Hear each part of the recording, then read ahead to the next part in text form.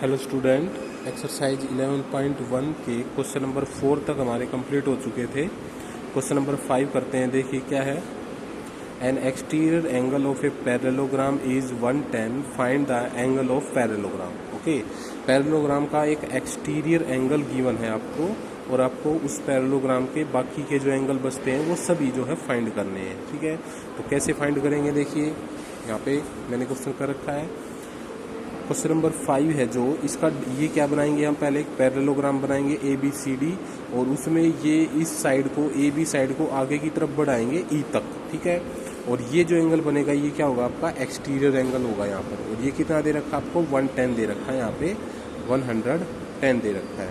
Okay, अब देखिए क्या लिखेंगे, ABCD is a parallelogram, exterior angle EBC, ये जो EBC ये जो एंगल है इसको नेमिंग कर रखिए। यहाँ पे क्या है, 110 है यहाँ पे ये, और एंगल फिर आगे क्या करेंगे, देखो एंगल B और एंगल EBC किसके इक्वल होगा, 180 डिग्री के। यहाँ से सॉल्यूशन स्टार्ट होता है आपका। ये वाला एंगल बोल रहा है, एक तो ये वाला एंगल और एक ये वाला एंगल, ये दो एंगल जो है आपके कितने डिग्री के बोल रहा है, ये दोनों का सम कितना होगा, 180 होगा। क्यों होगा, क्योंकि ये क्या है, लीनियर पेयर है। यहाँ पे लीनियर पेयर है, तो लीनियर पेयर देखो ये एक स्ट्रेट लाइन है यहाँ पर, और ये लाइन इस पर एक खड़ी हुई है यहाँ पर, और इस स्ट्रेट लाइन पर ये दो एंगल बन रहे हैं, एक ये बन रहा है, एक ये बन रहा है, और इन दोनों एंगल का जो जोड़ है, इन दोनों एंगल का जो सम होगा वो कितना होगा, 180 डिग्री होगा। ठीक है, तो ये कैसे है, लीनियर पेयर है आपका, तो इन दोनों का सम 180 होगा। यहाँ पे EBC एंगल दे रखा है 110 के, और एंगल B निकल आएगा यहाँ से, क्या होगा, ये 110 उधर जाके क्या हो जाएगा, 180 में से माइनस होके,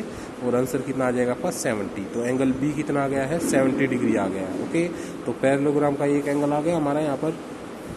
अब देखिए आगे, एंगल B इक्वल है एंगल D के। क्यों भाई इक्वल क्यों होगा बताओ, क्योंकि एंगल B और एंगल D जो है वो अपोजिट एंगल है। देखो ये एंगल D और एंगल B पैरेललोग्राम के अपोजिट एंगल है, और पैरेललोग्राम के अपोजिट एंगल्स जो हैं वो इक्वल होते हैं।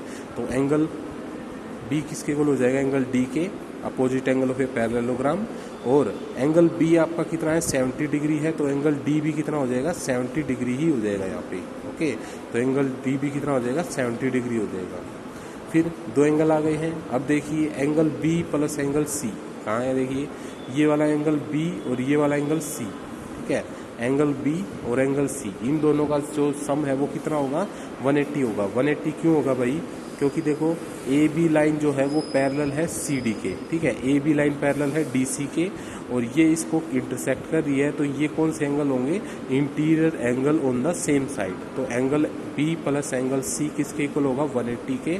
क्यों, क्योंकि interior angle on the same side है, और interior angle on the same side का क्या होता है, एड जो सम होता है वो 180 के इक्वल होता है। ठीक है, interior angle on the same side का जो सम होता है वो 180 के इक्वल होता है। ओके, एंगल B आप पे फाइंड कर चुके हो, कितना है, 70 डिग्री, तो यहाँ पे 70 लिखेंगे। Angle C equal to 180।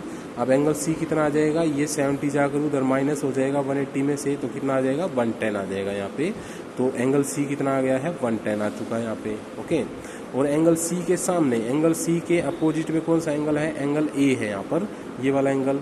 दोनों अपोजिट एंगल है, तो दोनों अपोजिट एंगल पैरेललोग्राम के अपोजिट एंगल है यहाँ पर, तो दोनों पैरेललोग्राम के अपोजिट एंगल हमेशा इक्वल होते हैं। अगर C एंगल 110 का आया है तो एंगल A भी कितने डिग्री का आएगा, 110 का ही आएगा, क्योंकि C और A जो है वो अपोजिट एंगल है, और अपोजिट एंगल हमेशा पैरेललोग्राम के इक्वल होते हैं। तो angle C equal to angle A लिखकर रीजन लिखा है opposite angle of a parallelogram, और एंगल A कितने डिग्री का आ जाएगा, 110 का आ जाएगा यहाँ पर। तो हमने चारों एंगल फाइंड कर लिए हैं, angle A, angle B, angle C और एंगल D, चारों एंगल हमें फाइंड करने थे। ठीक है, तो इस तरह से ये करेंगे क्वेश्चन नंबर 5। ओके, अब देखिए नेक्स्ट क्वेश्चन करते हैं, क्वेश्चन नंबर 6। यहाँ पे जो है स्टेटमेंट है इसकी, N जो ये तो हो चुका है, 2 adjacent side of a parallelogram are in the ratio 3:8। Parallelogram की दो एडजेसेंट साइड का रेशो गिवन है आपको 3:8, and it's perimeter is 110 centimetre. उसका जो पेरीमीटर है वो क्या है, 110 सेंटीमीटर है। Find the sides of the parallelogram, हमें क्या करना है, पैरेललोग्राम की साइड्स जो है वो फाइंड करनी है।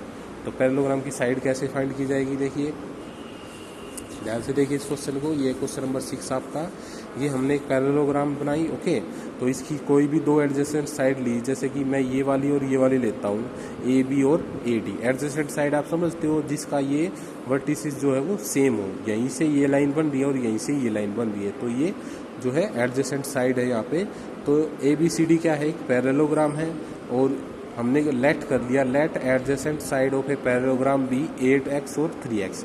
आपको रेशो क्या दे रखा था, 3:8 दे रखा था, तो हमने एक को तो 3x मान लिया और एक को 8x मान लिया। ओके, तो द अनदर टू साइड, बाकी की दो साइड भी क्या हो जाएंगी, 8x और 3x। कैसे हो जाएंगी, देखो 8x के सामने वाली 8x और 3x के सामने वाली 3x, क्योंकि पैरेललोग्राम की जो अपोजिट साइड्स होती हैं वो इक्वल होती हैं। अगर ये 8x है तो उसके सामने वाली भी 8x ही होगी आपकी, अगर ये 3x है तो उसके सामने वाली भी 3x ही होगी। ओके, उनकी अपोजिट साइड, पैरेललोग्राम की अपोजिट साइड जो है वो इक्वल होती है। अब देखिए पेरीमीटर दे रखा आपको पैरेललोग्राम का, पेरीमीटर का फॉर्मूला होता है 2 दोनों एडजेसेंट साइड का सम, 8x प्लस 3x।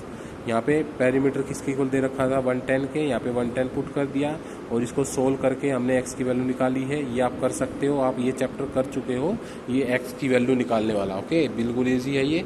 इसको सोल्व करके हम x की वैल्यू फाइंड करेंगे। x की वैल्यू आपकी कितनी आई है, 5। x की वैल्यू कितनी आई है, 5। अब x की वैल्यू वापस से पुट कर देंगे। देखो एडजेसेंट साइड क्या थी आपकी, 8x, यानी कि 8 × 5। x की जगह क्या पुट कर दिया, 5। तो 8 की 5 से मल्टीप्लाई करेंगे तो 40, और 3 की 5 से मल्टीप्लाई करेंगे तो 15। 3 की 5 से मल्टीप्लाई करेंगे तो 15। ओके, तो the side are 40 centimetre, 15 centimetre, 40 centimetre, 15 centimetre. एक साइड 40 आई, एक 50 आई। ठीक है, तो 40 के सामने वाली भी 40 होगी अपोजिट साइड, और 15 के अपोजिट वाली भी 15 होगी। तो चारों साइड आ गई है हमारी 40 50 40 50। ओके, तो ये क्या आपकी पैरेललोग्राम की साइड्स आ चुके हैं यहाँ पे। ओके, तो क्वेश्चन नंबर 6 जो है ऐसे करना है। इस टाइप के कितने भी क्वेश्चन आए वो सभी जो क्वेश्चन है ऐसे ही किए जाएंगे। ओके, अब नेक्स्ट देखिए, आपका क्वेश्चन नंबर 7 है नेक्स्ट पेज पर। ये है यहाँ पे,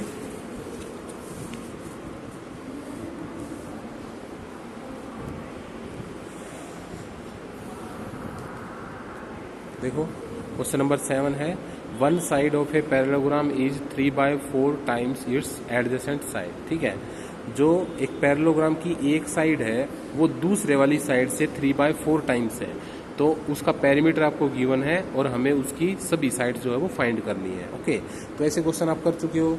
क्या करेंगे, एक साइड को आप x मान लोगे और दूसरी क्या हो जाएगी 3/4x, और वहां से फिर पेरीमीटर का फॉर्मूला लगा के x की वैल्यू फाइंड कर लेंगे और फिर उसको हम क्या कर देंगे, सोल्व कर देंगे। ओके, तो देखिए ये कर रखा मैंने क्वेश्चन, देखिए यहाँ पे।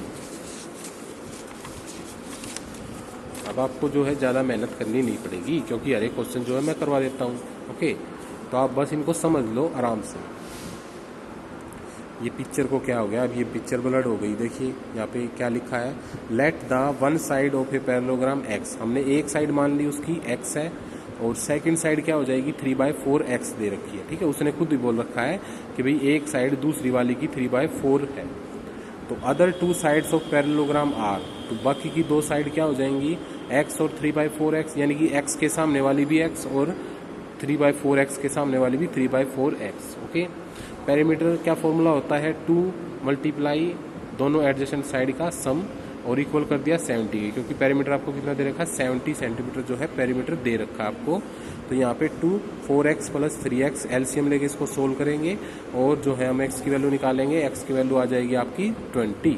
x की वैल्यू आप निकाल सकते हो सोल्व करके उसको, ठीक है, वो कोई बड़ी बात नहीं है। तो x की वैल्यू कितनी आ जाएगी, 20 आ जाएगी यहाँ पे। तो साइड्स ऑफ ए पैरेललोग्राम, एक x मानी थी तो एक तो कितनी आ गई 20, और दूसरी साइड क्या थी आपकी 3/4x। तो 3/4x की वैल्यू पुट करेंगे 20 यहाँ पर। ठीक है, x की जगह पे क्या पुट कर देंगे 20। तो 3/4 इसको सोल्व करेंगे, 4 1 जा 4, ये 5 जा पर, और 3 और 5 की मल्टीप्लाई करेंगे तो 15। तो एक साइड तो आ गई है आपकी 20 और एक साइड आ गई है आपकी 15, दो साइड आ गई है। और 20 के सामने वाली साइड भी 20 होगी और 15 के सामने वाली साइड भी 15 होगी। ओके, क्योंकि पैरेललोग्राम की अपोजिट साइड क्या होती है, इक्वल होती है। तो आपकी ये चारों साइड आ गई है यहाँ पर। ओके, तो ये आपकी चारों साइड। नेक्स्ट देखिए क्वेश्चन नंबर 8 है आपका, यहाँ पे ABCD is a parallelogram whose diagonal intersect each other at right angle. जो डायगोनल है पैरेललोग्राम के वो एक दूसरे को राइट एंगल पर इंटरसेक्ट करते हैं। Okay, if the length of the diagonals are 6 centimetre and 8 centimetre, find the length of the side of the parallelogram. अगर डायगोनल्स की लेंथ दे रखी है 6 सेंटीमीटर और 8 सेंटीमीटर, तो आपको फाइंड करना है, क्या फाइंड करना है, find the length of the side of a parallelogram, यानी कि पैरेललोग्राम की सभी साइड्स की लेंथ फाइंड करनी है कि भाई सभी साइड्स कितनी लंबी हैं। ओके, तो देखिए ये क्वेश्चन नंबर 8, ये हमने पैरेललोग्राम बनाई ABCD और ये दो डायगोनल है, एक डायगोनल AC और एक डायगोनल BD। ये दो डायगोनल है, ये डायगोनल होते हैं और जो बीच में इंटरसेक्ट कर रहे हैं, जहाँ पर जिस पॉइंट पर ये इंटरसेक्ट कर रहे हैं उस पॉइंट को नाम दिया गया है O पॉइंट। ओके, तो ABCD क्या है, एक पैरेललोग्राम है। Diagonal of parallelogram intersect at point O, ये हमने जो है इंटरसेक्ट करेंगे O पॉइंट पर। As we know diagonal of a parallelogram bisect each other, हमें ये पता है कि ये जो प्रॉपर्टी होती है पैरेललोग्राम की, एक प्रॉपर्टी होती है कि भाई पैरेललोग्राम के जो डायगोनल है वो एक दूसरे को बाइसेक्ट करते हैं। बाइसेक्ट करने का मतलब मैंने आपको पहले भी समझाया था कि भाई एक दूसरे को इक्वल बराबर बराबर भागों में बांटते हैं। ठीक है, तो OA इक्वल होगा OC के बराबर भागों में। जैसे BD डायगोनल है आपका, BD डायगोनल है वो AC डायगोनल को इक्वल पार्ट में डिवाइड कर देगा, यानी कि OA इक्वल हो जाएगा OC के और OD इक्वल हो जाएगा OB के। ठीक है, तो OA इक्वल है OC के, तो ये कितना है 3 सेंटीमीटर। अब ये 3 सेंटीमीटर कैसे आया, क्योंकि एक डायगोनल आपको कितना दे रखा था, देखो एक डायगोनल, ये जो डायगोनल है ये 6 सेंटीमीटर दे रखा था। जब इसको दो इक्वल पार्ट में डिवाइड करेंगे तो 3 इधर रह जाएगा और 3 इधर रह जाएगा, तो OA कितना हो जाएगा 3 सेंटीमीटर और OC कितना हो जाएगा 3 सेंटीमीटर। ठीक है, तो ये 3 हो जाएगा। ऐसे ही ये जो BD डायगोनल था ये टोटल जो है पूरा लंबा 8 सेंटीमीटर था।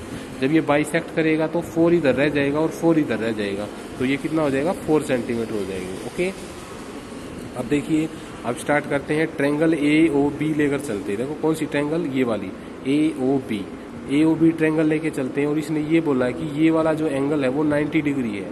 क्वेश्चन के अंदर यही बोला गया है ना कि डायगोनल जो है वो एक दूसरे को 90 डिग्री पर इंटरसेक्ट करते हैं, यानी कि ये एंगल जो है 90 डिग्री है आपका।